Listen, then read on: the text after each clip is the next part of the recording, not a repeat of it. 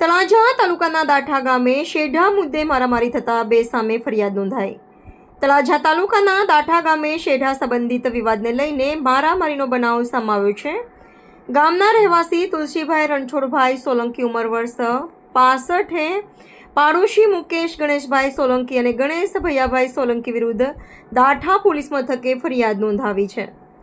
ફરિયાદ મુજબ બંને આરોપીઓ જેસીબી વડે શેઢા પાસે કામ કરી રહ્યા હતા।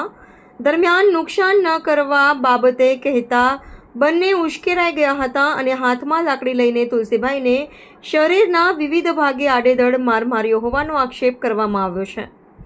ઈજાગ્રસ્ત તુલસીભાઈને સારવાર માટે મહુવા ખસેડવાની ફરજ પડી હતી। બનાવ અંગે દાઠા પોલીસે ફરિયાદ નોંધી વધુ તપાસ હાથ ધરી છે।